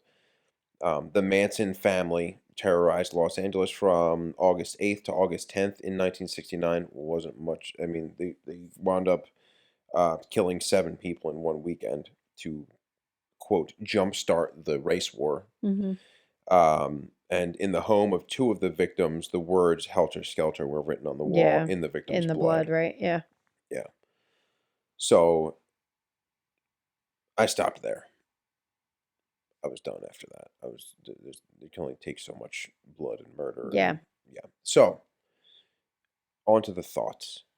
So the first question that I had, because I'm sure this is where you can chime in a little bit here, is do you think, and I really came up with like 3 questions, but do you think that movies or songs or shows need to be more sensitive or more filtered given these actions that have risen from them? No, no. I think again it all comes down to, mental health support. I think if you recognize signs in someone that you know or in yourself that, maybe you're taking a movie or a song or whatever a little too seriously or find yourself thinking things that are definitely not normal or healthy, I wish that there was better availability and less of a stigma around seeking mental help. So no, I don't necessarily think that movies or TV or video games or whatever need to be more censored or more sensitive. Um, no, my answer is no. What do you think? I mean, I agree with you. I think that there's obviously millions of people that aren't affected in the way that these people are. Exactly. And it comes down to how you're receiving the messages or making up the messages to match your own agenda. Yeah. And I don't think things need to change. I mean, because the fact of the matter is people are many people are drawn to that stuff.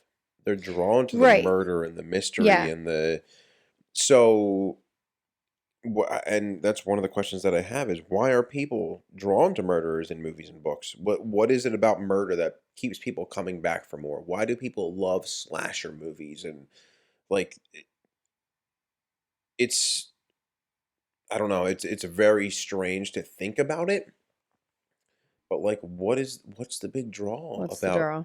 Jason and like why? Why do people want to see that stuff on a screen? So just to back up a second, I guess, I think like what you were saying with like the amount of people who can take music and movies or whatever and just enjoy it for the sake of what it is. Yeah. I think if you were to censor a movie, what's available, TV shows, music, I think no matter what, if you already have that outlook, it's the equivalent of looking at the world through rose-tinted glasses. Everything is going to look the way that you want it to look because that's your perceptive or your perception of it. So like much the same as like when I walk in our kitchen, I see steak knives. I don't automatically think about stabbing you. Right. But for somebody who has that mental predisposition, everything is going to look like a trigger to them. Right. So no matter what way you slice it, like the one guy you talked about tried to kill himself by biting himself. So if where there's a will, there's a way. Yeah. And I think that no matter what, no matter how much you censor or no matter how much you try to filter what people are with the information that people are digesting, I don't think it's going to ever matter. Yeah. Because like if I wanted to kill you right now, I could do it with this freaking microphone stand. Right. It doesn't matter. You don't, if you don't have that thought and if you don't perceive the world that way, you're not going to use it that way. Like somebody could pick up a mason jar and slam it and use those shards. Are you going to then only make plastic cups available to everybody in the world? Like, there's so much. Where do you stop? Right. So that's where I think the responsibility comes in. So and that's all I wanted to add to that. Yeah, I think that's where the responsibility comes in. I agree. And I think that there's a certain. Go ahead. Yeah, it turns into the conversation of, like you said, where there's a will, there's a way. Yeah. And it doesn't matter what's in front of somebody. If somebody has the mind to kill someone, they're going to find a way to do it. I mean, people kill each other in prison all the freaking time. If somebody doesn't have the access to a gun, I mean, there's many stories of people going on Google and learning how to go to a hardware store and make a pipe bomb. I could strangle you with your freaking headphone wire right now if I wanted to. Like it's ridiculous. And that's where it comes into play of it needs to be the responsibility of the one with the thoughts, I guess. Yes. Even though, like, I don't know, it's a weird area because, like, they don't have, I guess, the mental capacity to realize, like, oh, well, the right from wrong. It's the internal conscience. Right. Yeah. But either way, I don't think it falls on to having to censor things or whatever. But why then? I mean, my second question is, who do you think the responsibility falls on society as a whole, individuals, filmmakers? Like, No. who or what needs to change, if anything? I, mental health awareness, mental health uh wellness. I think that, the idea that a psychiatrist or psychologist costs the amount that it does for an hour-long session Hmm. is absolutely freaking ridiculous. Hmm.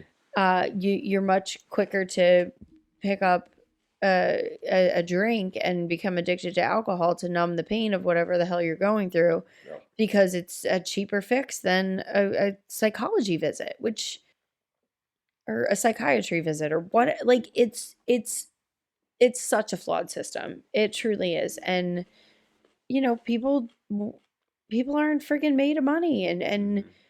the access to affordable services is lacking. Yeah. It is the nicest way to put it. It truly Yeah. is. And I think that that's a big thing. Yeah. And I think it's always going to be, I agree. no matter what happens, no matter what music or movies or TV shows, or no matter what no matter what types of media or whatever people have access to, it's not going to matter. No. Like, you've got people like that freaking Luca Magnotta lunatic killing cats with a friggin' vacuum seal Yeah. What was bag. that? Don't Don't fuck fuck with with cats. cats on Netflix. Um, Yeah. like, I would never think to use a vacuum seal bag that we use to store baby clothes in to kill a fucking animal. Hmm. But if that's the way your brain works, that's the way that you process things, and that's what you see, that's what you're always going to see. You're Right. always going to No find matter what. something there, no matter what way. Right. But I think that if people were to recognize in themselves that that's not normal and have more access to help, it would Hmm. make a big difference. I agree. I So I agree. think that that's the big culprit. I think that, and not that that's to blame per se, but I do think that, in the case of the one that you were talking about, where the assailant and his family both were like, we need help, Yeah. and they couldn't get it. That's definitely to That's a blame. problem. Yeah. That's a problem. That's a big Yeah. problem. So I don't think you answered the I second was part of the just one gonna say I didn't question that answer I the one said back is up. why is it that people are drawn to murders? Why So in movies and books? Like what is it about murder that people just can't get enough of? And sure, there's people that are averse to it and they don't mhm, want anything to do with it or whatever. But yeah. why? Like, and I would love to have a professional opinion on this. I would love to talk to somebody who like studies this stuff, but Well, it's Devin is a psychology major, I believe. So maybe she okay. could So shed some Devin, light if on you're this. Devin, if listening, you're we're hitting you listening, up. we'd be curious your thoughts. Yeah, we'd love to have a Um, conversation with you. for me, I love a good thriller. I love a mystery novel. I love horror movies. I love Halloween. I like I like being surprised. I like being scared. I like that. I wouldn't say I'm like an adrenaline junkie or anything, because I'm not going to go like jump out of an airplane or base jump or anything, Hmm. but like that jump scare and that little adrenaline, like, it's a break from your normal day. Or me anyway. Like, I go about my day. Not really all that exciting. It is what it is. Hmm. But that little escape, like, Hallmark movies don't do it for me. I could take or leave a chick flick, because, like, yeah, people fall in love I every feel like day. People I'd get probably married like a every chick day. flick before you would. Yeah, I mean, I'll watch them because every once in a while I'm like, yeah, I could use something a little lighthearted. But it's not it's not a break from the norm in the same way that a thrasher slasher Hmm. film is? And for me, I like the suspense. I always love the music in horror films too. Yeah. That build up suspenseful, like, is something going to happen? Is something not going to happen? Hmm. Is somebody around this corner? Why is it such a close up shot? Like, Yeah. and I feel like with a horror film, for me, there's always some sort of mystery component. Hmm. There's the who's the killer, the Yeah. why. And I love a good puzzle. I love figuring out, Like a whether good we episode of Scooby Doo. kind of, yeah, like, who's behind the mask. But I mean, it's also the reason I love mystery novels for the same idea. Like they're not always killers and it's not always gory and slasher type stuff, but you know, I like something that keeps you guessing and really draws you in. And I think that horror movies, at least for me, that's my draw. On it. And it's part of the reason I loved Saw as much as I did. You're like, who the hell is this Jigsaw guy? Like, what is this about? Yeah. And then at the end, he's been in the fucking room with them the whole time. Like, that was so cool twist, and so unexpected. And I love, it's very rare that a movie does truly shock me because I'm always like, oh, fuck, I figured it out already. Yeah. That's why that's part of the reason I fall asleep during movies all the time. I'm like, wake me up when you figure it out. I'm like, oh, crap, I know who it is. But I love the surprise. I love the suspense. And I like the, I like the little jumpiness and the, who's lurking around the corner. And I don't know. At least that's my draw to it. I don't know. What are your? Do you like a horror movie? Is that your?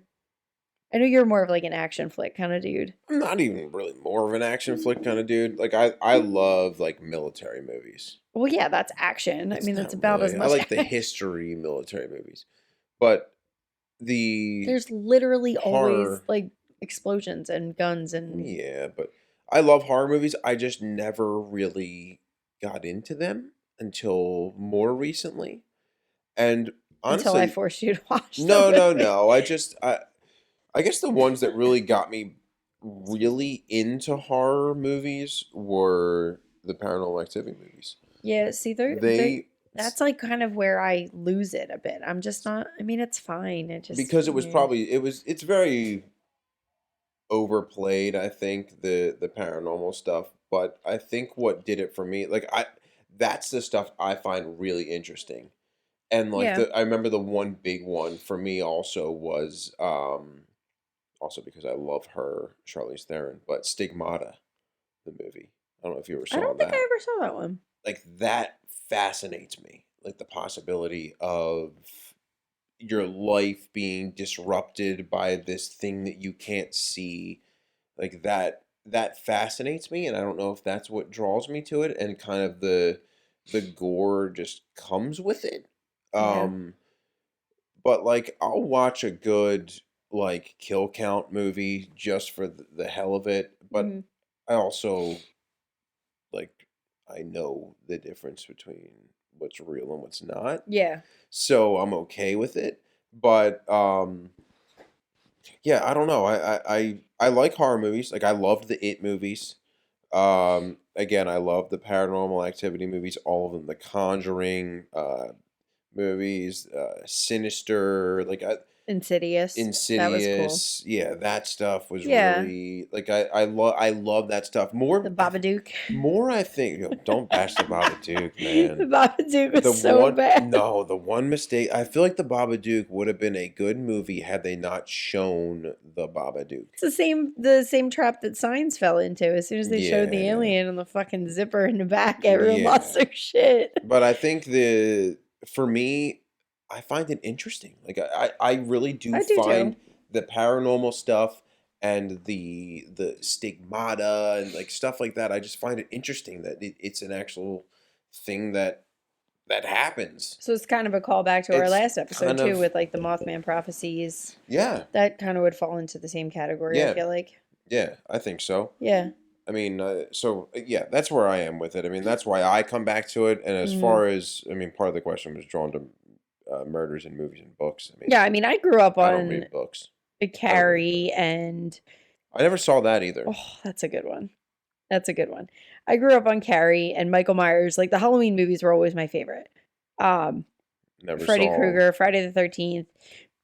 I never really watched that stuff. The scary movie for me when I was younger was like Jurassic Park. Oh my God. I know. I was deprived. You were such a sheltered little thing. I was deprived of that. My mom was like, "Here, let's watch this." But then you know what? After I watched Paranormal Activity, like I always come back to that one because that is the one. I feel like when we saw that together, I realized that like you didn't. But the first one. I feel like it was the first one that I watched. Like I think we saw it together, didn't we? No, not the first one. It couldn't have been. When did that come out? I forget. Maybe it wasn't Paranormal Activity. I don't know. I remember seeing a movie like that like I slept with the lights on. Swear to God. It was one of those movies I was like, holy crap, like what if that happened? I'm gonna tell you right now, if you're gonna be possessed by something, the lights ain't gonna save you, babe. No, I know that, but it was one of those things that I was like, no, man. And that is funny because everybody associates stuff with the dark, but like whatever happens at night, like nobody cares. Yeah, I mean, Freddy comes for you when you fall asleep, but that's another story. Fuck Freddy. You'd be dead. Me? I could stay awake. I don't care. No. I could stay awake. Also, that girl that survived for like 7 days, that's a hell of a lot of willpower. 1 day of torture, I'd be like, all right, I'm done. Just kill me. Crawled up the embankment. Nah, fuck that. With like raw open skin and shit. Gave the police the names of the people and the address. That's impressive. I don't even know like our neighbor, like, because we don't have the consecutive house numbers. Like I know like the next door over. Yeah. She's pretty awesome. Yeah. Anyway. Wild. But yeah, I mean. So what are your closing remarks on this? Give me your Jerry Springer closing remarks on this. Was that a thing? Gonna get a drink. Closing remarks? Yeah, Maury? Jerry Springer? Yeah, I feel like it was Jerry Springer. Did you say Maury? I feel like Jerry Springer would give like closing remarks on stuff. No, he used to tell people to be kind to each other. Be kind. Love your neighbor. Be good to yourself. Be good to yourselves and each other, or something he used to say. Yeah. I mean, I don't know that I realized how many of these were more recent. Like a lot of this is during our lifetime. Like I don't think that like. And I thought that Charles Manson's whole reign was longer than that. I don't know that I realized that it was as. And it may have been. I mean, I just did a quick overview there. Yeah. Well, you said it was just like a weekend, right? Well, that was when their killings were to like jumpstart. Was that the race war deal? Yeah, I don't. I thought that it was more. Like, I thought that their whole reign of terror was like longer than that. And it was like I don't know. But I mean, I feel like there's other things too. Like there's songs that are inspired by serial killers. Like you've got that song "Evil" by Interpol that's inspired by Rosemary and Fred West, which is a crazy fucking story and an awesome song. If you ever listen to that, we'll include the link to that. Is that the super weird music video? The puppet guy? Yeah, that's the one. Okay. Crazy, like creepy ass shit. But like I think we hear more about like the Dahmer documentaries and the like songs like that are inspired by serial killers, and then you have like, you know, the Bonnie and Clyde films. Like you have the stories and the movies that are inspired by the killers, but I don't think that you hear as much about the killers who were inspired by movies. Like you really don't, which is why I thought I thought this was cool to highlight that, because I feel like it just doesn't get the. Thanks for all the work you did on it. Same. Your back must be so sore. You found the drink for it. I did. I contributed a little bit. I enjoyed it. I don't know about you, but I had an easy ass week with a good drink at the end. I'm a happy girl. That's all right. I went fishing this week, so we're good. You did for 4 fucking hours while I worked. So it's not a long time to fish. It's not a long time. It's a long time when you're working. Yeah. Anyway. No, I think it was a cool topic. I think that, you know, there's some interesting information there that I don't know that I would have ever put those things together. Yeah. And even though like Natural Born Killers was a movie that I was aware of, and I knew about the Beltway killers, I don't know that I would have tied those together. Yeah, I thought that was a pretty cool. That was neat, and I didn't know about Mark David Chapman and The Catcher in the Rye. I actually. Now that I'm saying it, I feel like I do remember hearing that before, but it's and there not were others actually inspired by that hear. book as well, but that was the biggest one. It's a big book. I don't think I ever read it. You cliff noted that shit in high school, didn't you? Definitely cliff note. What was the other one? Not Cliff Notes. What was the other one? Spark Notes. Spark Notes. Spark noted that one because it was cheaper and it was probably quicker than Cliff Notes. Catcher in the Rye was good. I didn't hate it. It was not my favorite, but I didn't hate it. My favorite book ever was one that I had to read in school, which is weird. That's still my favorite book of all time. And Then There Were None by Agatha Christie. So fucking good. Stop it now. Stop it. Is Agatha Christie, this is going to be a stupid question. I know nothing. Obviously. Agatha Christie, is that Murder on the Orient Express? Yeah. Okay. And what was the other one just like that we just watched? On the river. It was like a riverboat one. Oh, Death on the Nile. Death on the Nile. With Gal Gadot. Gadot. My girl. Yeah. Oh, speaking of which, I meant to tell you, last night when we were watching the Freddy Krueger movie, I watched a bit of it, and then she fucking flew around the room like a goddamn balloon being deflated. And I was like, all right, I'm done. The one chick, the painter chick, Nancy. Yeah. That is Kate Mara's sister. No shit. In real life. But they look nothing. So her name's Rooney Mara. She's the one who was in. She looked familiar though. Girl with the Dragon Tattoo. Never saw that either. She's engaged to Joaquin Phoenix. What? Yeah, and they have a kid. What? Right? Weird. But they look nothing alike. But anywho. Interesting. Yeah, I've been meaning to tell you that for a solid fucking 24 hours now. We're going to wrap it up. Yeah. But next episode, we got to hit up the Warrens. I'm going to throw it right out there right now. That's the next one. That's what we're doing next. So this one's going to be tough for me at least. I mean, we're recording this on Saturday night. This has to come out Tuesday. So I have to have this done Monday night for editing. So you might only get one camera angle on this one. I'm not sure. We have all three going. We're going to see how it goes. But again, make sure you hit us up. If you're looking at our Spotify account, I believe, our Instagram bio and the YouTube description all have a link tree hyperlink. And what that link tree is if you click that, it takes you to links to all of our social media. So from there, you can go to our email, you can go to our YouTube, our Spotify, our Amazon Music, the Facebook page, everything from one link. So your preferred whatever your preferred method is. Let us know what you're thinking though about this. We're here for you. I mean, if you have a topic you want us to cover, let us know. Let us know how we're doing. Let us know if you think we should mix some sort of certain drink here. And actually, on that, I will cool topic with a drink that goes along with it. We're happy to feature it. We're gonna put the we're gonna put the recipe for the drink. Yes. I'm gonna include the link to that Interpol song for sure. And I think that was. That's probably it. I don't know. I'll listen to it. We'll see what we put in there because I missed a couple in the Mothman episode. Yeah. I missed the Sandhill Crane picture, which it's whatever. It's a big ass bird with red eyes. Creepy. But it's not. His eyes look like baboon butts. That's not what the Mothman is. Baboon butts. Yes. Email us, please. A toast number 2, theatypical@gmail.com. Phone. Call us. We didn't set up the voicemail on it yet, but it's us. 267-450-9448. Again, listen to us or watch us on YouTube or Spotify. Listen to us on Amazon Music, Google Podcasts. Check us out on Facebook.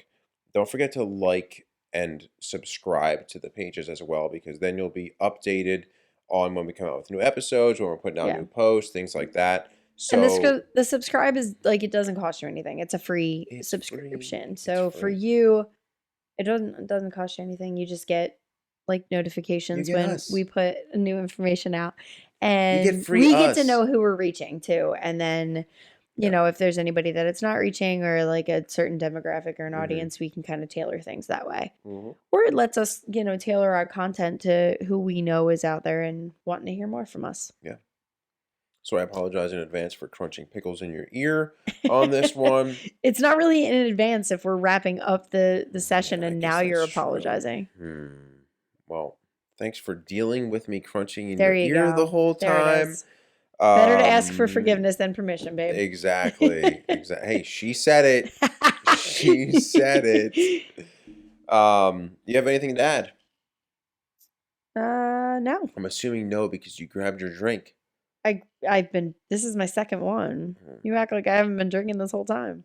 Shit. All right. Well, I mean, we talked about how much we eat pickles, and I felt like I needed to make it abundantly clear that I'm not pregnant, so. All right, y'all. We will be back for the next one. See y'all in a week. We will see you in a week. And maybe, I'm thinking one of these next ones, we could be fireside. Ooh, I like it. Campfire action. We would need quite a bit of lighting, unless we're going to do it during the day. Maybe, no, we'll be all right. We'll sort this out. You're cute. Thank you. I don't know how you think we're going to record and have like a decent lighting situation. We got this. We're indoors with all the lights on, and we still have like extra. Be outdoors with all the lights on too. Whatever, it's fine. We're gonna sort it out. We're gonna be fireside on one of these episodes because I feel like we got the Warrens coming up. I don't think we have the rest of our episodes coming up sorted out, but it's the rest of this month we mentioned earlier is gonna be our Halloween specials. So we're gonna be good to go on those. We're gonna be making sure we are set for all the spooky. But for now. So we're doing the Warrens, and we're definitely doing the movies and TV show sets that were haunted or cursed. And we might even have, we're working on We're working on a collab. We might have a collab coming up with an awesome podcast. They're taking a little bit of a hiatus right now, but they might jump on with us to go over these haunted movie scenes or haunted movie sets and TVs cursed. Haunted / cursed. Sets and go over this stuff so we can hear from them on that. And then we're going to have one more special Halloween episode, but we're not quite sure which direction we're going with that yet. So those two will be the next 2 weeks, and then wrapping up the end of the month for Halloween, we'll have something else special. Love us some Halloween. And I think we're putting on a Halloween special as well. Love Halloween. Yeah. So we're going to have a bonus episode this month. So Halloween falls on a Monday. So we're just going to push it a day early and give you a special episode. So we'll have one coming out on Halloween and then our usual Tuesday content. On Tuesday. Yep. So shit, you guys are spoiled. Right, and if we're doing the Warrens the second week of October and like not on Halloween, we're gonna have some good shit for Halloween. Yes, give it to us. All right, that's it for now. Thank you guys everybody. So much. Good day, good night, good wherever day, you are good evening. On to the next. Yep. A toast and to. That is a toast to the atypical.